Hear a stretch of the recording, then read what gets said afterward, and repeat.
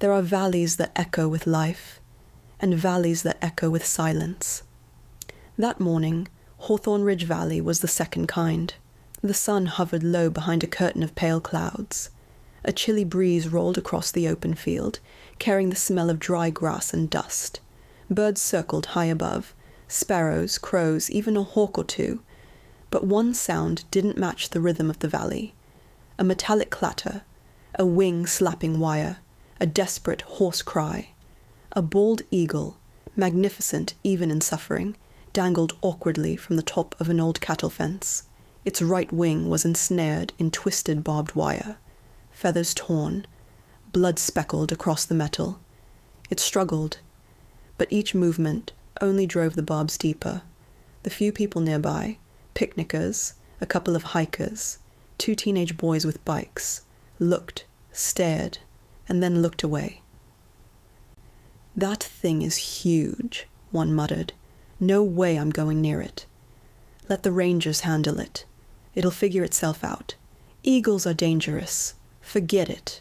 The bird screeched again, but no one stepped forward. Not until she arrived.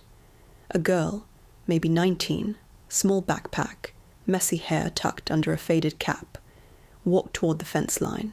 Her boots were worn, her clothes simple, her presence quiet enough to be overlooked.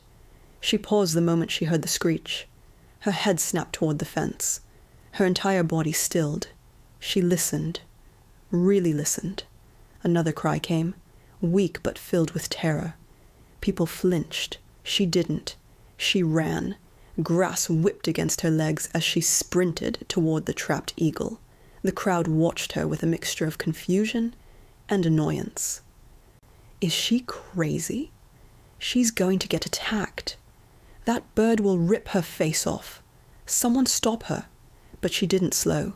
She skidded to a halt right in front of the injured eagle. The bird snapped its beak in warning, instinct, fear, pain. She knelt, hands raised slowly. "I see you," she whispered. "I hear you. I'm here. Just breathe." The eagle's chest heaved, its talons clenched. The girl's breathing softened until it matched the rhythm of the wind. But from behind her, laughter erupted. 3 hikers, 2 men, 1 woman, approached, shaking their heads. "Oh, this is gold," one man snickered. "A tiny girl playing eagle doctor." "Get your camera. This is going to end badly," the other said. The woman smirked. "Someone warn her before she loses a hand." The girl ignored them. She leaned closer, studying the fence. Barbed wire embedded deep in the eagle's wing joint. If pulled wrong, the wing would tear further. She whispered again, "Hold on. I'm not going anywhere." One of the teens shouted, "Hey, you're going to get shredded. Back off." Still, she didn't. She reached into her backpack. The hikers burst into louder laughter. "What now?" "Oh, let me guess. Band-aids for a bald eagle? Someone get this girl before she hurts herself." She pulled out, not a first aid kit, not water, not food, but a thick scarred leather gauntlet glove, old, worn, marked with signs only specialists recognized, small symbols burned into the wrist panel, the stitching reinforced, finger guards shaped for talon grip. The laughter stopped. The hikers frowned. "What kind of glove is that? Looks weird. Where did she get that?" The girl slid the glove onto her right hand. It fit like it belonged to her. She stood, moving with a calmness that didn't match her age. But before she could approach the eagle again, a shout cut through the air. A truck rumbled toward the valley trail. Dust rose behind its tires. Brakes screeched. A tall ranger jumped out, radio in hand. Ranger Mason Hale, known for his strictness and short temper. He stormed toward the crowd. Everyone stepped back. Bald eagle injury is federal jurisdiction. People moved immediately, except her. She stayed kneeling by the fence. Ranger Hale's voice sharpened. "You, girl, move away from the eagle. Right now." She lifted her eyes slowly. "Please don't make me," she said softly. Some people laughed again. "Oh, she's stubborn." She thinks she knows better than a ranger. This is embarrassing. Hale clenched his jaw. I'm not asking. I'm telling you. Move. The girl turned slightly, and that's when the ranger saw the glove. He froze mid-step, his face drained of color. His voice dropped to a whisper no one else understood. Where did you get that? But the girl didn't answer. She simply raised her gloved hand toward the injured eagle. And Hale stumbled back as if he'd seen a ghost. The crowd went silent. The ranger shook his head, stunned. That glove. That's not... No one uses those anymore. Not unless... He stopped talking, but the teens approached him. What's wrong with her glove? Is it dangerous? Is she in trouble? Ranger Hale swallowed hard. No, he said quietly. She's trained. But I don't understand how. Trained in what? Someone asked. Hale exhaled shakily. In raptor handling. And not the beginner stuff. That glove is issued only to... He hesitated. Only to the specialists who work with the most dangerous rescues. The crowd fell silent. Someone whispered, She's a professional. But before anyone could ask more, the eagle screamed again, a raw, piercing cry. The girl stepped closer, hand extended, voice a whisper of wind. I know, I'm right here. The eagle didn't attack. It didn't thrash. It looked at her. Really looked. The air shifted. The ranger stared in disbelief. This doesn't make sense, he murmured. No wild eagle behaves like that unless... He swallowed. Unless they know her kind. A pickup truck pulled into the valley, this time with red wildlife emblems painted on the doors. The back door opened, and out stepped a woman with silver streaks in her hair, wearing a wildlife department jacket. Chief Ilara Quinn, the highest-ranking wildlife rescue authority in 3 counties. People gasped. What is she doing here? She rarely comes in person. This must be serious.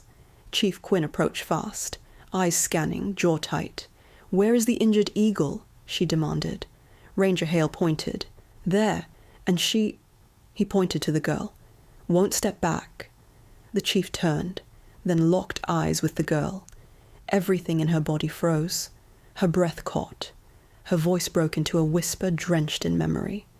No, it can't be. Is that... The girl looked up slowly. Chief Quinn trembled. Then she said the words that made the entire valley fall into stunned silence.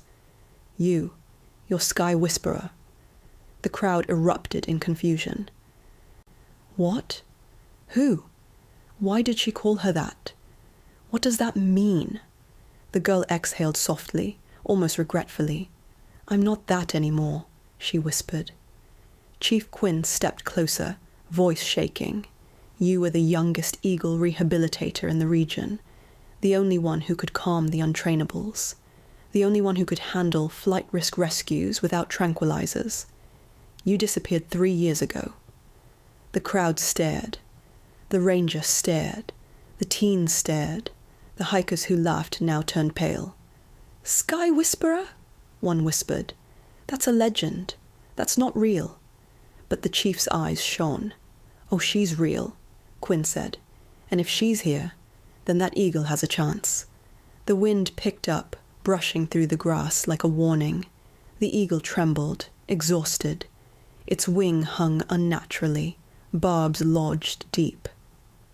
Chief Quinn approached slowly. You remember the breathing patterns? She asked gently. The girl, Sky Whisperer, nodded once. She inhaled, exhaled, slowed her heartbeat until her presence softened into something the eagle could recognize as safety.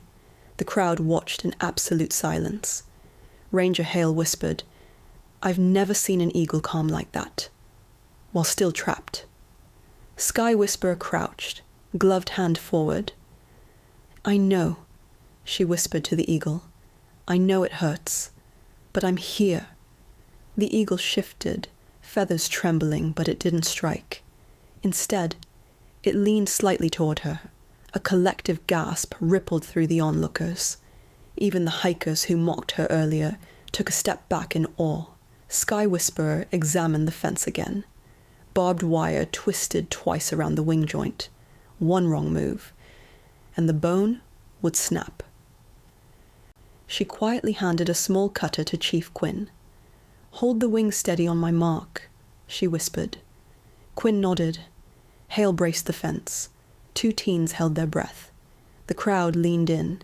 Sky Whisperer pressed her forehead to the eagle's beak, a gesture only master handlers used. "It's going to hurt," she breathed, but only for a moment.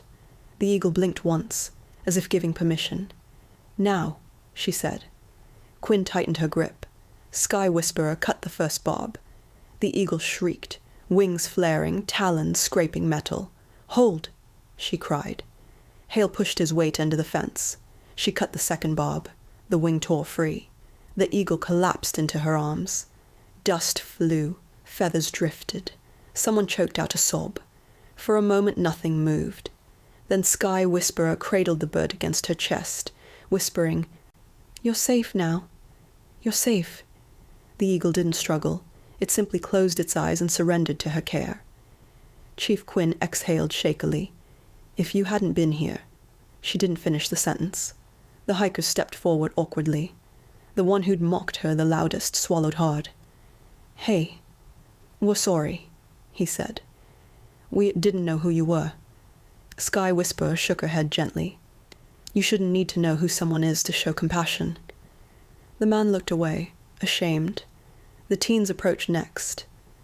"That was the coolest thing we've ever seen," one whispered. "I didn't know anyone could calm a wild eagle like that." Sky Whisperer gave a small soft smile. "You can calm anything," she said, "if you meet it with respect instead of fear." Chief Quinn rested a hand on her shoulder. "You could come back, you know," she said. "We still need people like you." Sky Whisperer looked at the eagle resting against her chest. "I never really left," she whispered. "I've just been listening from the quiet places." The sun dipped lower, painting the sky in streaks of gold as the wildlife truck door closed gently over the rescued eagle. Ranger Hale turned to the crowd. "Today you witnessed something rare," he said. "Not just a rescue, but what happens when someone refuses to look away." Everyone fell silent. Sky Whisperer stepped back from the truck, her silhouette outlined by the fading sunlight. She looked toward the valley, the same valley where everyone else had walked past the trapped bird. "The world doesn't change because of strength," she said softly. "It changes because someone chooses to stop and care when nobody else does." The breeze shifted. Overhead another eagle circled, calling out, almost in recognition. The crowd watched her. The girl they laughed at, the stranger they doubted, the rescuer they underestimated, now walking away with quiet dignity, as if she belonged to the sky itself. Because compassion doesn't ask for applause. It simply asks that we never walk past suffering, even when it's easier to ignore.